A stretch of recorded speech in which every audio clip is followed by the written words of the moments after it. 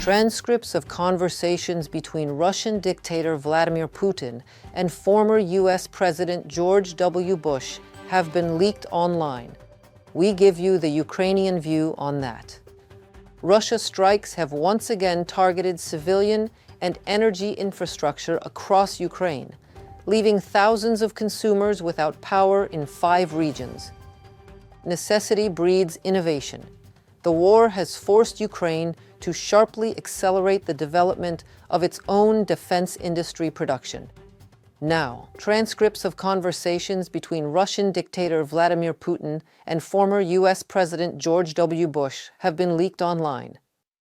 The verbatim transcripts of Vladimir Putin's meetings and telephone calls with U.S. President George W. Bush from 2001 to 2008 opened to the public yesterday as the result of a Freedom of Information lawsuit by the National Security Archive. Even back then, in 2001 and 2008, the Kremlin ruler clearly stated his, let's call a spade, hatred for Ukraine, NATO, and more. June 16, 2001. 20 years ago, in this first personal meeting at the Brno Castle in Slovenia, Vladimir Putin and George W. Bush express respect for each other and desire to establish a close relationship. Putin tells Bush about his religious beliefs and the story of his cross that survived a fire at his dacha. What really happened? Soviet goodwill changed the world, voluntarily.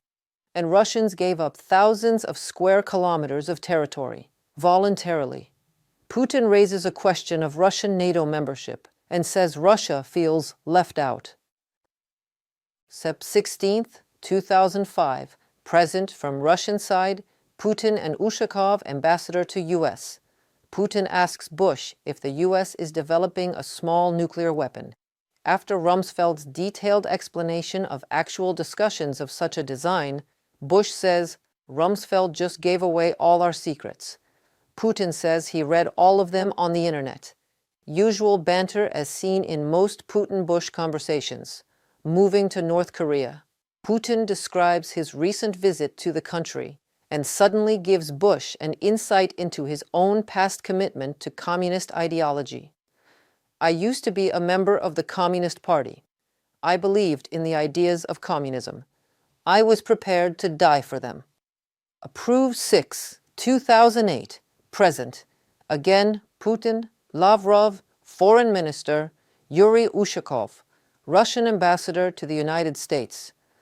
Putin states his strong opposition to NATO membership for Ukraine and Georgia, and says that Russia would be relying on anti-NATO forces in Ukraine and creating problems in Ukraine all the time, because it is concerned about threat of military bases and new military systems being deployed in the proximity of Russia.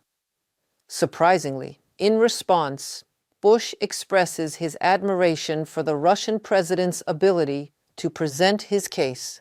What is the reason of all these documents to be declassified now?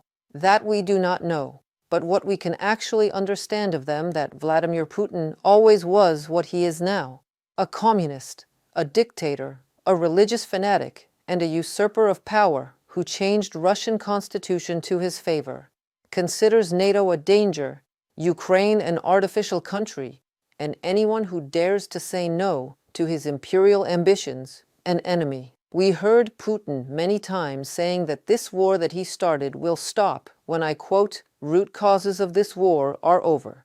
Well, in this case, all the world should understand that Putin's war stops when Putin dies. As simple as that.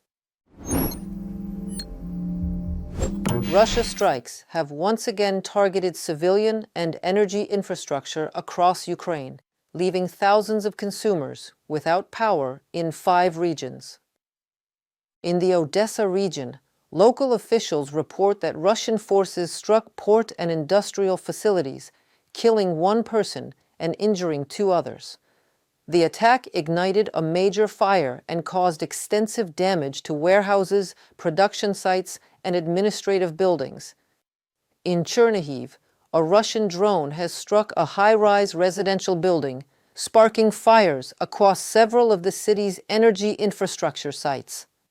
The Ukrainian State Emergency Service reports that first responders were deployed to combat blazes at multiple locations following the UAV attack.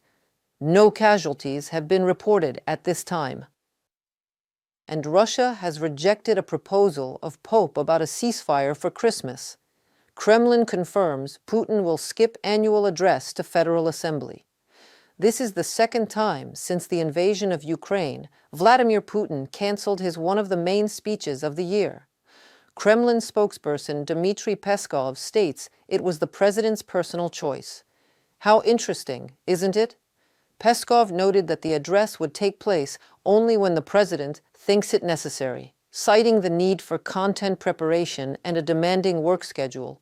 Maybe Putin has more important things to do, for example, to continue the war in Ukraine.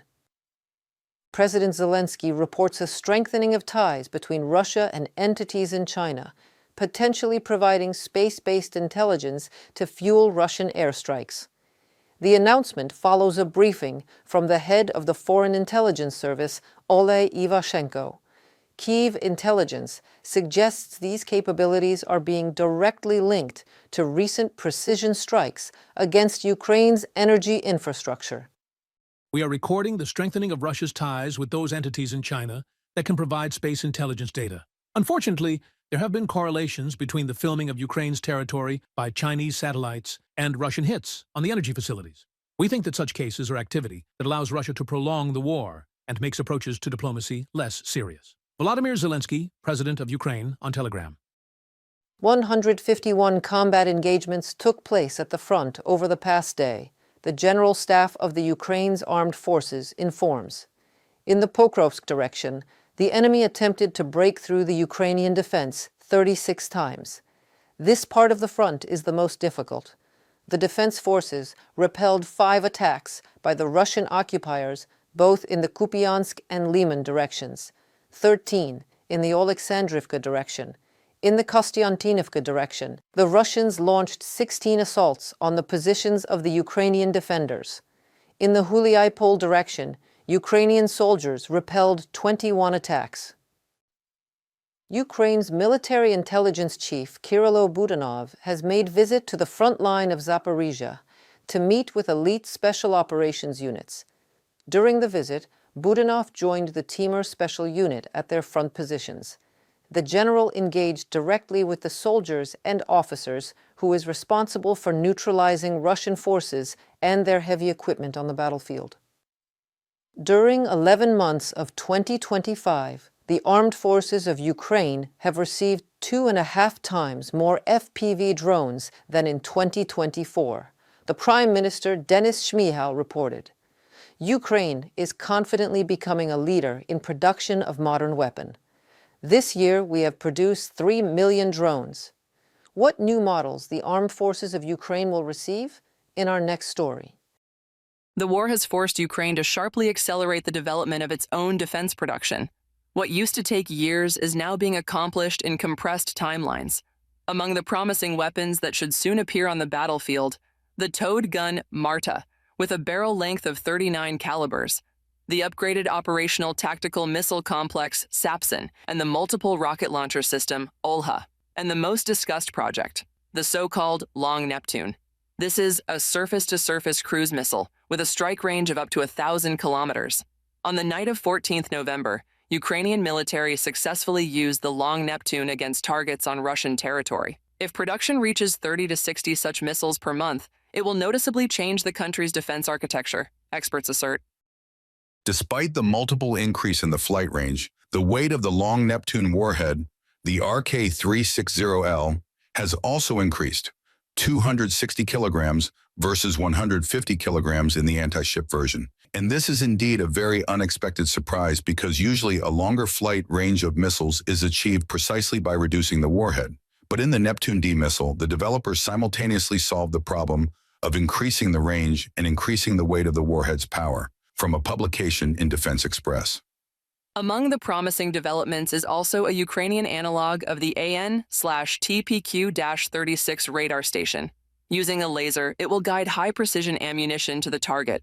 Drones will appear with a system capable of conducting reconnaissance in fog, cloudiness, and rain.